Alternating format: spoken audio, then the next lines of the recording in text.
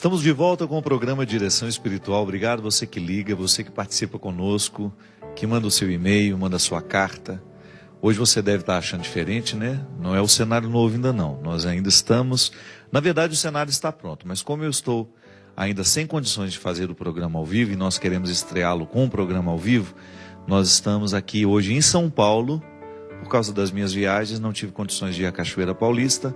E para não deixar vocês hoje sem o programa, eu fiz questão de ter essa gravação aqui. Na verdade, vamos fazer duas gravações aqui.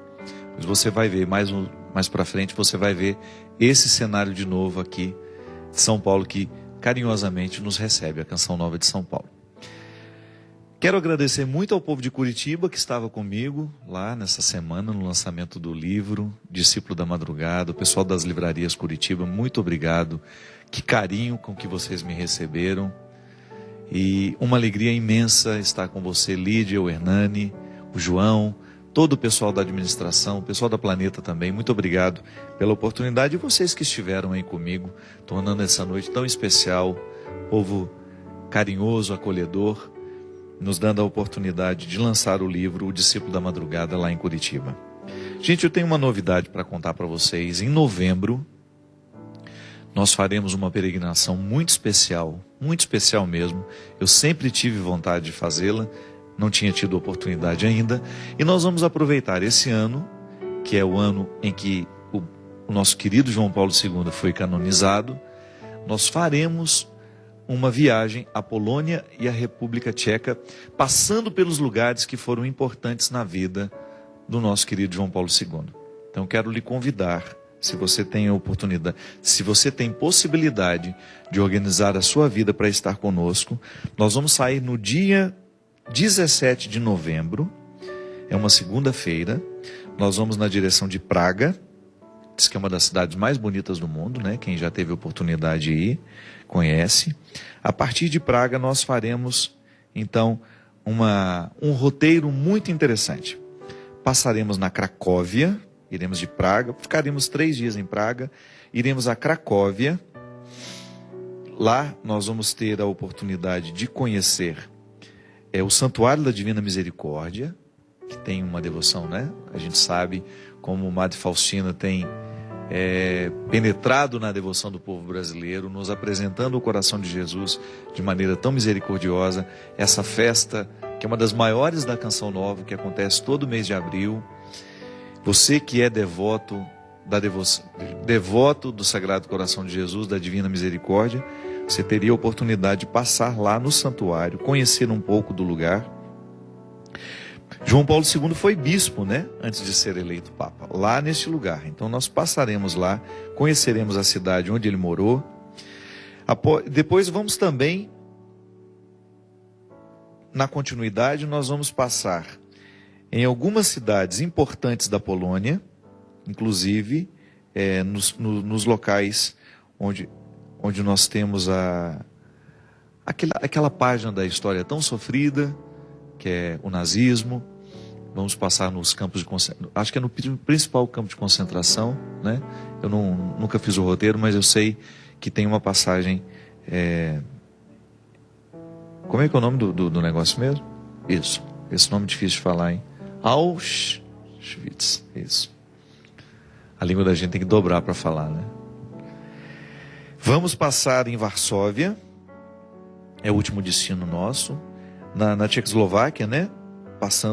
Fazemos uma visita ao santuário, gente, minha vista está tão ruim, de Jasnagora, onde se encontra a famosa pintura da Virgem Negra, padroeira da Polônia, e a capital religiosa do povo polonês. É um dos mais importantes santuários de devoção mariana.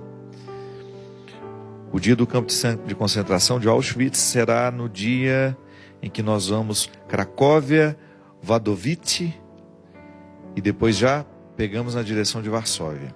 Enfim, uma viagem que vai durar 10 dias, Polônia e República Tcheca, e você tem a oportunidade de fazer conosco aqui na Obra de Maria. Ligue lá e consulta as condições, se você tiver possibilidade, venha conosco, vamos viver esse roteiro tão especial, nos colocando em comunhão com a vida deste grande homem, João Paulo II, e também com a devoção do Sagrado Coração de Jesus, a Divina Misericórdia. A Elaine escreve para nós, ela pediu que a gente pudesse orientá-la numa questão que é muito comum nos dias de hoje. Por isso, padre, embora eu não seja mais uma adolescente, depois eu digo porque que eu acho que isso é tão comum nos dias de hoje. Embora eu não seja mais uma adolescente, eu digo com certa vergonha que ainda não descobri a minha vocação. Eu ainda não consegui entender a vontade de Deus para mim, para a minha vida. E isso tem me incomodado muito. Acabo sendo tomada pelo desânimo, por não saber qual caminho seguir e por não ser capaz de ouvir a voz de Deus.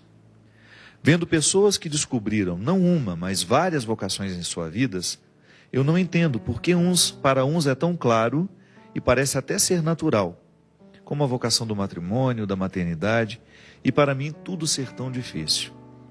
Com muito respeito e carinho, admiração, peço que o Senhor me ajude a refletir esse momento da minha história. Elaine, minha filha, a primeira coisa que nós precisamos ter é a compreensão de quem somos. Esse talvez seja o caminho mais doloroso e nem sempre ele é facilitado nos dias de hoje. Por quê? Porque chegar ao conhecimento de quem somos requer quebrar as estruturas convencionais da superficialidade. Ninguém consegue se descobrir na superficialidade, porque o eu, o mais profundo, ele não é tão acessível assim. Por isso que é tão perigoso a gente passar uma vida inteira vivendo as fachadas, os disfarces do eu, sem chegar à consciência de quem ele é. Eu preciso administrar diariamente o acesso à minha verdade pessoal. Porque eu sei quem eu sou à medida em que eu investigo quem eu sou. O outro me imagina. Ele me imagina pior do que eu sou, ou ele me imagina melhor. Nos dois casos é ruim. Agora, eu não posso me imaginar. Eu preciso investigar quem eu sou para que eu tenha condições de descobrir quais são as minhas aptidões, quais são as minhas possibilidades, quais são os meus limites. E a partir disso, dessa descoberta, eu ter condições de compreender onde é que eu vou ser mais feliz, onde é que eu vou ficar mais realizado. Deus não nos pede, absolutamente nada que seja contrário a nós. Pede o sacrifício, porque até mesmo para eu chegar às possibilidades do meu eu terei de fazer sacrifício. Não é fácil. Ainda que eu tenha muita facilidade para determinada realidade, eu precisarei fazer os meus sacrifícios para alcançar os benefícios daquela realidade. Então, vou partir do meu exemplo. Eu sempre fui afeito às ciências humanas, sempre gostei dos discursos humanos e sempre tive muita dificuldade com os cálculos, com as ciências exatas, com as ciências biológicas. Então ali eu já tinha um indicativo, desde pequenininho, que eu seria mais feliz, mais realizado, se eu potencializasse as minhas facilidades com as ciências humanas. Então por isso eu fui estudar, ainda que eu não fosse padre. Eu teria estudado história, filosofia, sociologia, as áreas que eu tenho prazer, satisfação. É claro que eu contrariei as minhas possibilidades muitas vezes, sobretudo no momento em que o estudo fundamental me propõe todos os caminhos. Para eu chegar a ter o direito de fazer uma faculdade de filosofia, eu tive que passar pelo ensino fundamental, pelo ensino médio. E lá eu tive que ter contato com todas essas disciplinas que eu não gosto. Aprender matemática é importante demais para o desenvolvimento lógico. Claro, um conhecimento de biologia para nos ajudar no dia a dia. Aquele conhecimento básico, mas eu não quis aprofundar nada disso. Mesmo que até hoje eu não sei o que eu faço com a álgebra. Com tudo aquilo que eu aprendi de álgebra. Geometria, Muito pouco, porque eu prefiro ficar desorientado. Quando eu preciso, eu busco um matemático.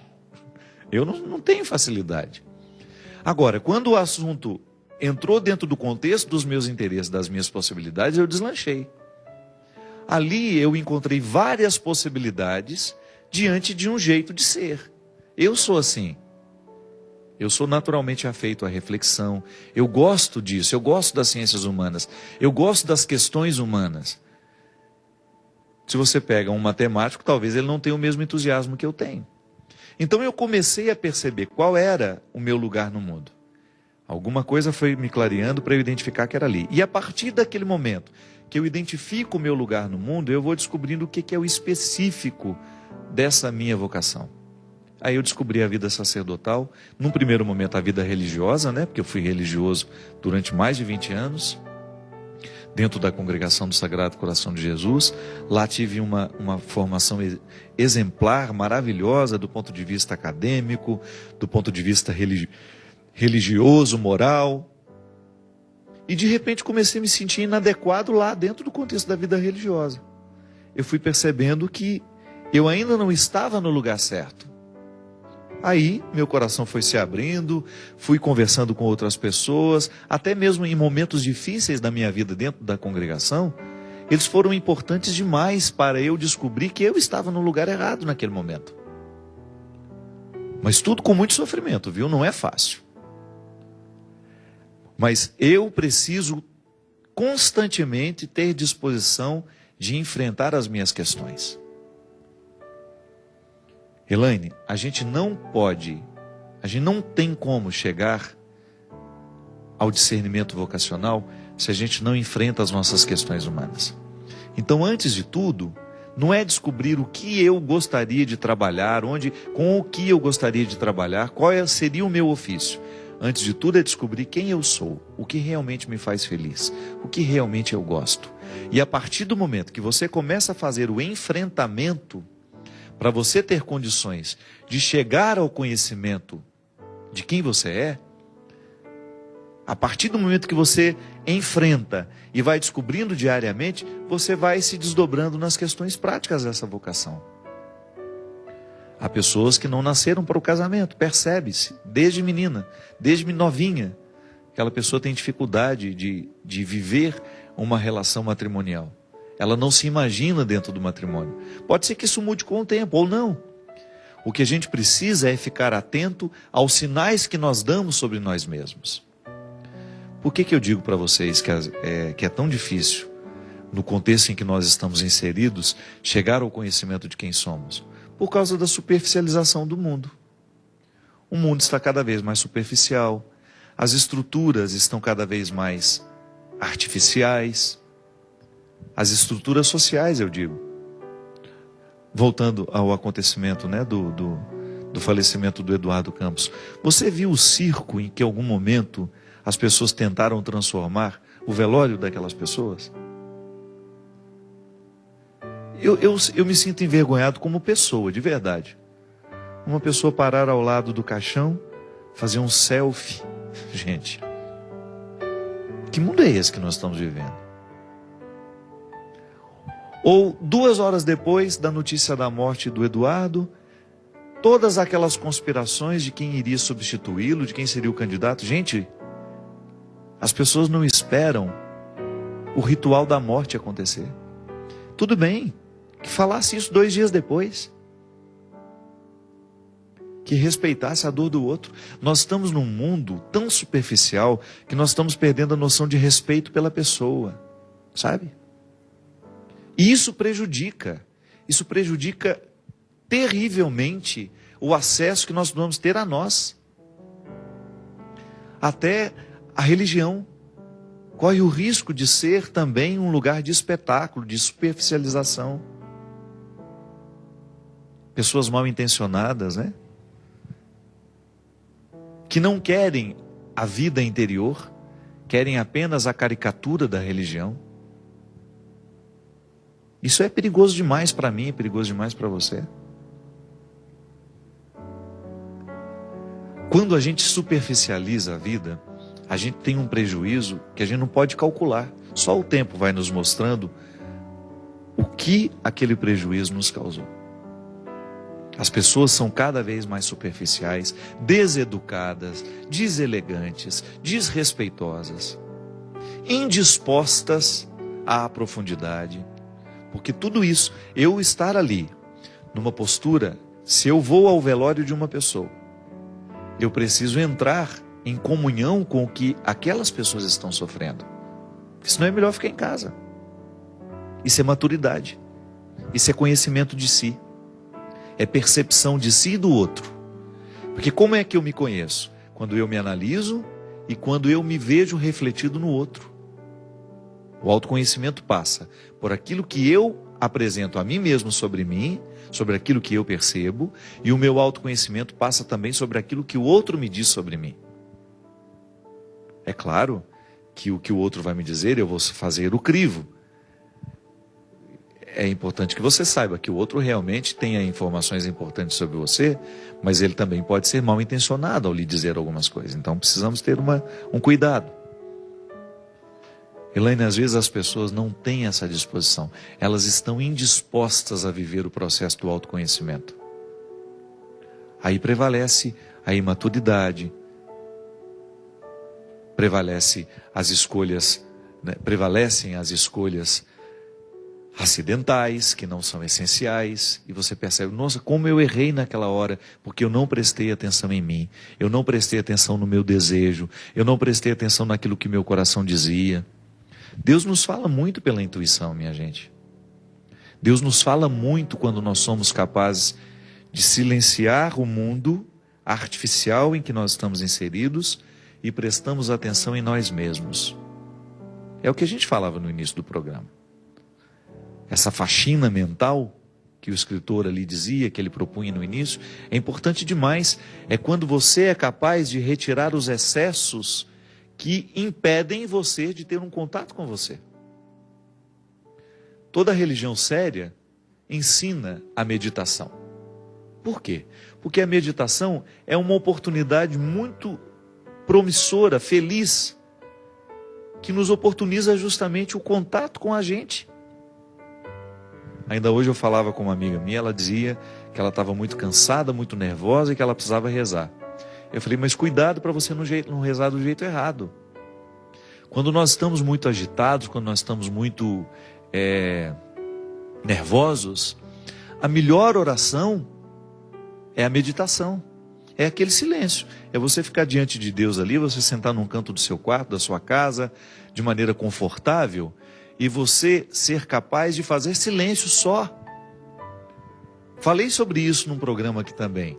Não é só ficar calado, é buscar a quietude dos gestos, do pensamento, é você aquietando o seu espírito para você ter condições de entrar em contato com a sua verdade pessoal. Estou lendo um livro muito interessante do Mário Vargas Llosa. Ele escreveu um livro chamado A Civilização do Espetáculo. E ele fala justamente do risco, nem é tanto risco mais, já é uma realidade.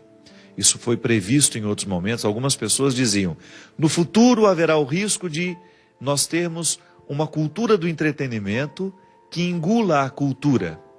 Não teremos mais aquilo que culturalmente, aquilo que humanamente a sociedade constrói, como um código de valores, de beleza, de referenciais.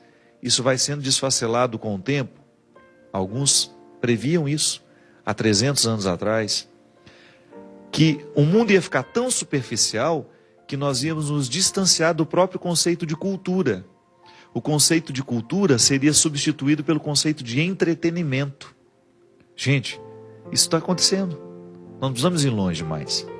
Basta você olhar para a estrutura social em que você está inserido e você vai identificar que realmente cada vez menos se constrói cultura, cada vez mais se constrói entretenimento. O entretenimento mata a cultura. Porque a cultura é mais do que você ficar entretido. A cultura é tudo aquilo que vai tomando conta de nós, que vai nos amadurecendo a partir de informações, e nós vamos começando a reproduzir aquilo de maneira natural. Quando você encontra uma pessoa, nossa, como ela é culta. Não é só porque ela tem conhecimento, é porque ela tem uma postura que apresenta o conhecimento que a vida deu a ela. Com esse mundo cada vez mais superficial, onde as pessoas gastam boa parte do seu tempo se entretendo, e isso é uma realidade, você olha para a programação da TV aberta. Onde é que nós temos informação? Onde é que nós temos cultura? Muito poucas oportunidades de você ligar a televisão e de você ver uma entrevista inteligente, uma pessoa agregando conhecimento a você, ou você assistir a um documentário, como agora nós tivemos essa reflexão toda sobre a Segunda Guerra Mundial, por causa da data, né? O referencial para a data é uma referência para o que foi a Segunda Guerra Mundial. Aí o Discovery Channel, aquele History, passando uma série de documentários sobre os bastidores da guerra, por que a guerra aconteceu, como foi que os países foram sendo mobilizados, como que os países foram entrando na guerra. Ali você tem uma carga cultural interessantíssima, mas não pode nem passar no canal aberto, porque não tem gente querendo assistir isso. Nós estamos querendo ouvir aquele programa tosco que nos apresenta questões toscas, com músicas toscas, com situações toscas, e ali a gente passa o domingo todo assistindo aquilo, ou a gente passa a segunda-feira inteira assistindo aquilo, depende das escolhas que a gente faz. O tosco está à disposição da televisão. À disposição, é só você ver os canais, o que eles oferecem. Claro que tem coisa boa também. Tem minissérie bem feita, que agrega conhecimento. Eu não sou um idiota que fico dizendo que tudo que é feito é ruim, não. Eu estou dizendo que a gente precisa prestar atenção para que a gente não fique se entretendo o tempo todo e esquecendo de buscar cultura. Eu também gosto de me entreter. Eu não sou um homem alienado. Gosto de ter as situações em que eu vou ver alguma coisa só para me distrair. Mas isso não pode ser o todo do meu tempo. Eu preciso buscar cultura. Eu preciso alimentar a minha alma. A minha alma tem sede de cultura. E infelizmente, minha gente, com essa história de fazer um mundo o tempo todo, um contexto de espetáculo, de superficialidade, de contextos superficiais, de superficialidades, a gente se distancia da possibilidade de saber quem nós somos. Porque no entretenimento fica muito mais difícil acessar a nossa verdade pessoal, fica muito mais difícil de olhar para os nossos conflitos. Diferente de uma oportunidade em que eu tenho o contato com uma realidade humana que cause um impacto dentro de mim. Até a morte trágica que nós falamos aqui hoje tornou-se um entretenimento de muitos canais. De maneira cruel, aquela reportagem, aquele jornalismo que não tem o desejo de informar, mas tem o desejo de entreter e só. Aí a gente se entretém com a tragédia do outro. Horrível isso, a instrumentalização, né? Isso é um crime. Então, Elaine, quando você quiser descobrir o seu lugar no mundo, você terá que quebrar as estruturas pecaminosas deste mundo que nos afastam de nós mesmos. E esse não é um desafio só da Elaine, não. Esse é um desafio meu, é um desafio seu. Porque você não espere uma mudança do lado de lá. Os meios de comunicação não estão interessados em mudar a rotina deles. Porque está dando certo. Infelizmente, o mundo está cada vez mais superficial, a cultura está sendo engolida pelo entretenimento. As pessoas estão o tempo todo desejosas de festas. Agora mesmo, passando para vir para aqui, a gente passa em umas ruas onde tem muitas universidades. Os botecos dessas ruas, gente, ficam lotados. Vontade de abrir o vidro do carro. Falei, ok, gente, dá o nome de vocês para eu não procurar o consultório de vocês daqui a alguns anos, quando vocês estiverem informados. Porque não é possível, hoje é uma segunda-feira. Hoje é uma quarta-feira, hoje é uma sexta-feira. Passa nas ruas dessas universidades e você vai ver o volume de gente bebendo dia de semana, no momento em que eles deveriam estar lá dentro da sala de aula. As pessoas não estão querendo, minha gente, a luta, a peleja. Querem o diploma, como se o diploma fosse uma solução de alguma coisa. Só que o mundo já está mostrando que o diploma não soluciona nada. Que faz o curso de Direito e depois não passa na prova da OAB. Faz a faculdade de Medicina, depois não consegue entrar dentro... Como é que chama aquilo que eles têm que fazer depois? Aquela especialização, a residência. Não basta ter o diploma.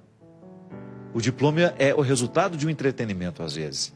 Agora, a cultura, aquilo que não roubam de nós, o conhecimento que nós adquirimos, aquilo que eu estudei, que transformou minha vida, transformou meu jeito de ser, isso aí é uma riqueza inafiançável. Ninguém pode comprar e você não pode vender para ninguém. Mas isso faz a diferença.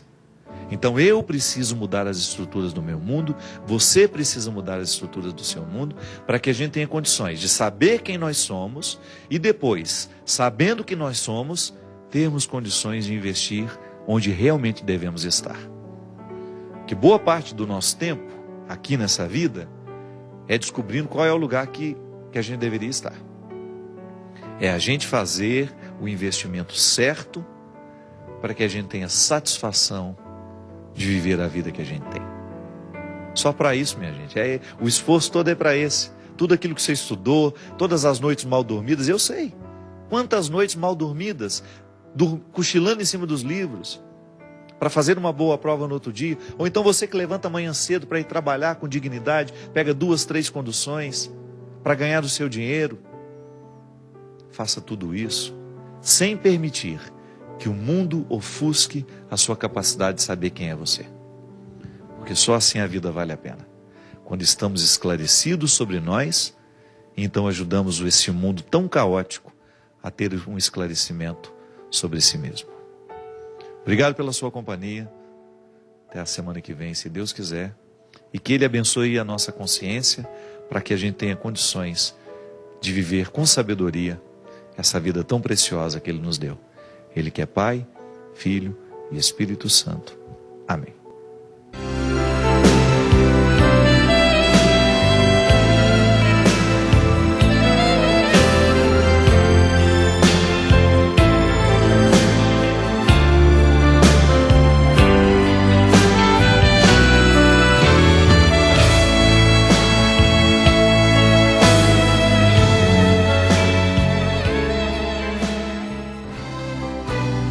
Todas as gerações me proclamarão bem-aventurado.